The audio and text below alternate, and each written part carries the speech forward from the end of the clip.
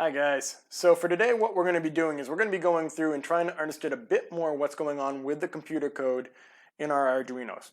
So what I'm going to do is I'm going to go through just talk a little bit more about computer logic, and then we're going to get right into talking about the different parts of the computer code itself. Because before we can actually get these robots moving, we need to understand what that code is actually going to do. And once you understand the basics of the code itself, I think you guys are going to find it much easier to be able to move and program your robot around itself. So let's get right into this. So, starting off, we know from before that computer logic, in particular robotic logic, is an idea of use of reasoning, all right? This is why we started doing those flowcharts. The idea that we're going to have a defined set of rules on how this machine is going to operate, bit by bit as it goes through. Now, in robotics, what this means is we're going to define specifically, explicitly, what this robot is doing and how it is going to function. So basically, if you have anything that's coming in, any inputs, all right, from the sensors, it's going to process them. So it takes the inputs in, it's going to process through in the basic brain of the machine, and then it's going to output that as basically a function of what it's going to do. So again, we're going to be going through this process of sense, process, and act. For right now, what we're going to be doing with our robots, we're not going to be doing too much with sensing. We're pretty much just going to skip off this first part of sense, and basically it's just going to be processing and acting. Senses, we're going to be using sensors, so we will be doing that, especially with the ultrasonic sensor, which does distance, and with the line sensor, which is going to be looking at light versus dark. The processing aspect of it, though, is going to be right in the basic Arduino chip itself, all right? If we were to take off the shield on our robot and take a look at the board, you'll notice in the middle there's a big chip. That is the main processor of all the information and where we're storing most of this information. Acting is simply just that program taking that action. So, let's get into the basic coding logic. This is the new stuff that we're going to be dealing with. So I'm going to be going through and showing you some of the basics of computer coding. All right, these are going to be high-level languages that we're dealing with. This is all going to be for the Arduino coding language, but a lot of other coding languages are going to be very similar to this. In fact, if you know most of this stuff as we go through there, you're going to be pretty much 95% of the way in terms of understanding other major coding languages out there. And some of you guys may feel like, I'm never going to use coding in my life. I can almost guarantee you at some point in your life, especially because the age that you guys are in, you probably will run into it at some point. Maybe not in this form, but in some set or sense of the realm. Alrighty, let's take a look at this. So first thing first is the idea of comments. All right. If you see anything like this, where you have two backslashes in a line, anything after it's going to ignore. Comments are simply written words meant for us humans only. So you're going to notice a lot of times when you see comments like this, they're going to be written in some way that you should understand. If you don't, that means the person that was writing it, I don't know, they had some issue with the English language, or they couldn't find a way to actually write it cohesively. Those comments are meant for us to understand. There's two different ways you can do it. These two backslashes and do it all on one line there. Or you can do this backslash and an asterisk. And then you can put as much as you want in between another asterisk and a backslash. This is all going to be commented. These are used, again, only to help the programmer itself, and the machine's going to completely ignore it. So anything you put between this backslash and asterisk, that computer's going to ignore it. Anything after this, it's going to ignore it as well. All right, it's very useful as we're going to be seeing as we go through. The next thing we need to understand is something called variables. So in math class, your variables are going to be like X, Y, stuff like that. In the computer language world, our variables are just going to be names, which kind of makes it easier. Instead of having to use X to represent something, we can literally call a variable cereal price. And what that means is anytime you see the word cereal price in your code, it's going to represent a number. All right. They're used to reduce the confusion in writing the code itself, because a lot of times you don't want numbers everywhere in your code itself. It gets kind of confusing and it's hard for you to understand and program through. And especially if you're trying to write a program that deals with the pricing of cereal over, say, 250 different grocery stores, you want to make sure that at every single grocery store, you're using that same exact cereal price that's being meant all the way through. So in this case right here, this could be an example of cereal pricing. So this int just means integer. It's a way of calling it out. Cereal price basically is what we call declaring a variable, meaning once I do this, every single time that the program sees cereal price afterwards, it's going to think of it as a number. Now you might be looking at this right now and wondering, well, I don't know what number it is because it's not giving me a number. You'd be correct. What you have to do in an example program like you see here is you have to call out what that variable is going to be and also set it equal to something. So in this case, the cereal price is going to be $2. And you'll notice every single line we end here is going to be with a semicolon. You have to do that. If you do not put a semicolon at the end of every line, what's going to happen is the program is not going to be able to assemble. It's not going to know that your code is ended at that point. So here we can see we have 5 different variables that were all declared. So here we have cereal price is equal to $2. Quantity in store A is 40. Quantity in store B is 250. And you'll notice we have 2 variables right here that don't have any numbers associated with them. But the nice thing about it is you'll see later on here, we're actually using this variable cost store A. And we're setting it equal to cereal price, which in this case is going to be 2, times quantity store A, which is 40. So 2 times 40 is going to equal 80. So the cost store A is therefore going to be 80 at this point. And the same idea goes with cost store B. We're just multiplying the cereal price times the quantity in store B. All right. You'll notice that at the very beginning here, we have this thing called int. What this is this is just declaring what type of number it is. We're not going to get too far into this, so you're just going to, for the most part, be using whatever I tell you as we go through this. Int just means integer, so it just means it can be like 0, 1, 2, 3, 4, 5, etc. Alrighty.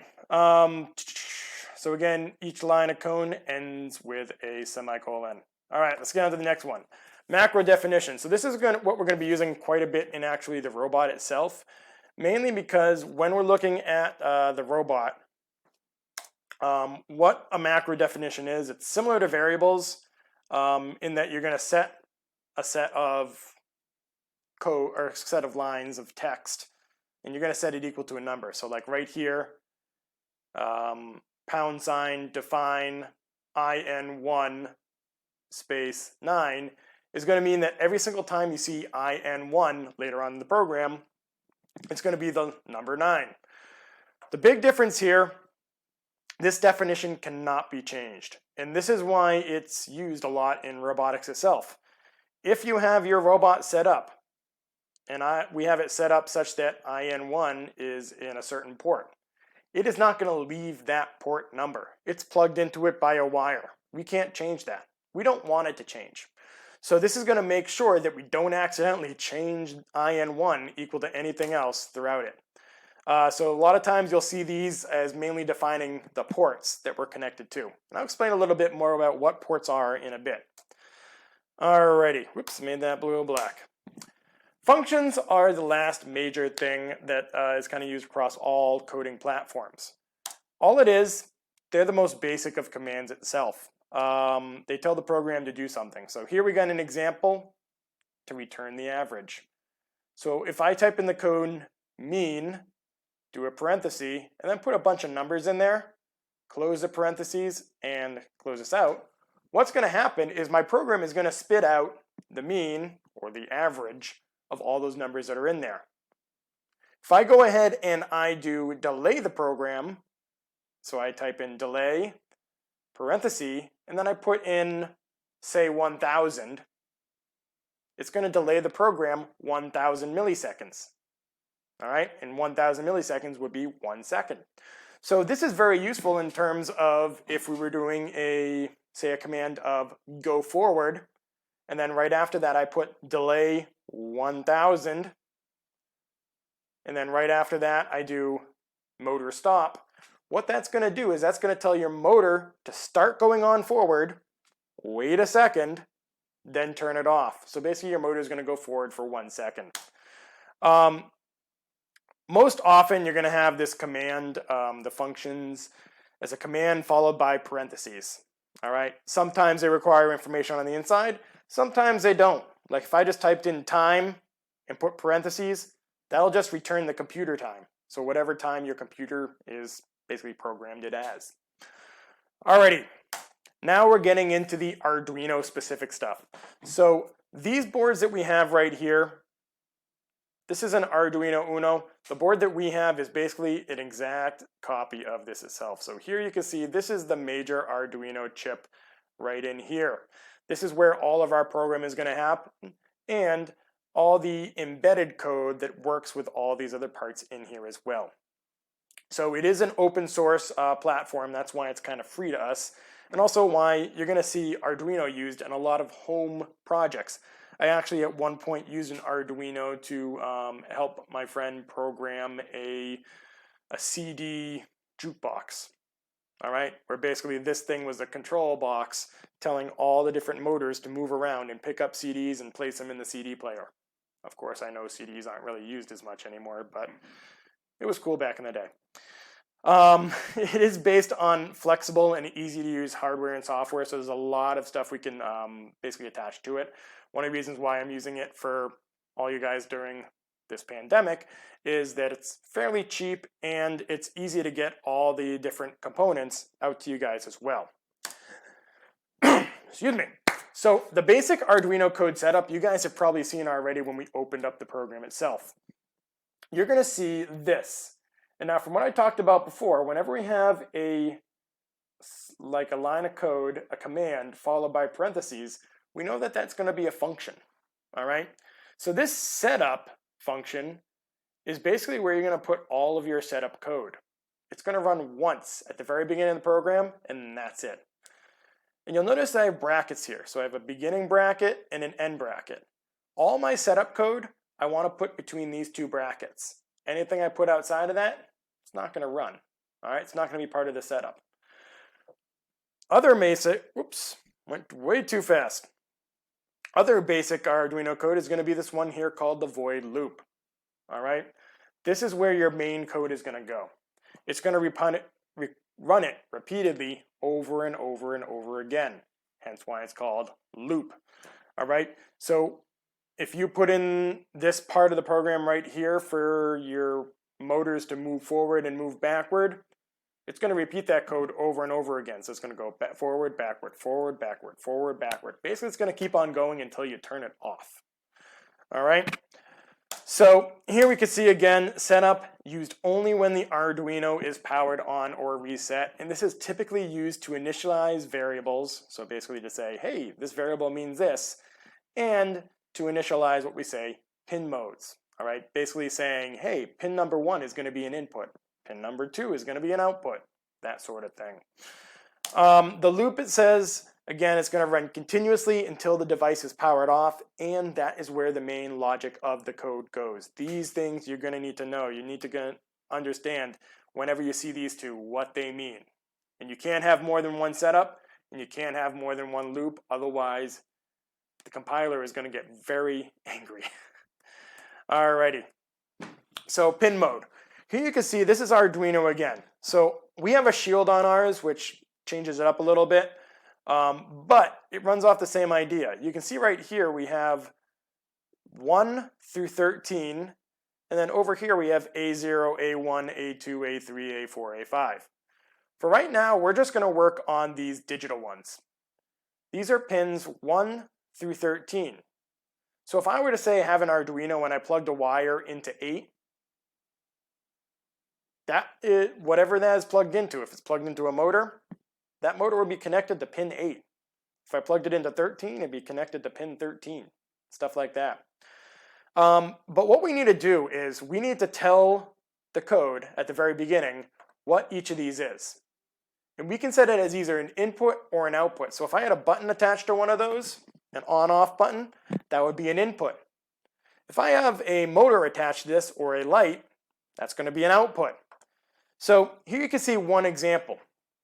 In my setup code, if I type in pin mode, and you'll notice the M is capital, all right? You need to be careful with capital letters in this because they do matter. And then I type in the parentheses 13, comma, output. What that's going to do is that means it's going to set pin 13 as an output in my program. And again, I'm going to be placing this in my setup code. Now, if I go ahead and I say, hey, pin mode 13 input, instead of this first one up here, instead of it setting pin 13 as an output, it's going to set it as an input. You have to tell the programmer what it's going to be set up as, otherwise it's going to have some issues. The other thing you need to get into is the idea of digital write. So again here, digital write with a capital W. It's going to either set that pin to either a high level or low level. What this means is if I write digital write, and this is all going on our main loop program at this point, all right? 13, comma, low, what that means is that output voltage on that pin is going to be set to 0 volts. So if I had a light plugged into there, plugged into 13, if I put in low, that light is going to stay off. If I write in high, what that's going to do is it's going to set it up to 5 volts, and guess what? That light is going on. Same thing, if we have a motor there, it's going to turn the motor on if I put in high. If I put in low, it's going to turn the motor off. Pretty straightforward stuff. Now, this right here is our basic code for the robot that we were staring at yesterday in class. So again, we're going to take a look up here in the top. So the define function right here, this is basically defining macros. So ENA 6, IN3, 9, IN4, 11.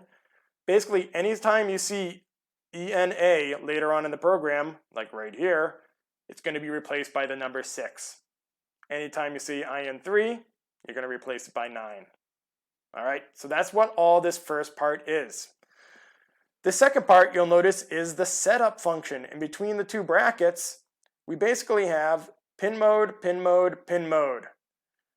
What this is doing is this is setting IN3, which is one of our left-right motors, to an output. Again, another one of our right motors set to an output. We need them set as outputs because they're not inputs. And last, we got this pin right here, ENA. So this right here is just basically a switch to turn on the motors and enable to run. So since we want those motors to be able to run at all times, we go through and we say, hey, digital write, ENA, high. So all that does is that enables that right motor and keeps it on. So that stuff's a little funky as we go through there. All right. So now we're going to get into the void loop aspect. Remember, void loop is going to repeat over and over again. All right. So right here you can see between the two brackets, we have digital write IN3 low, digital write IN4 high.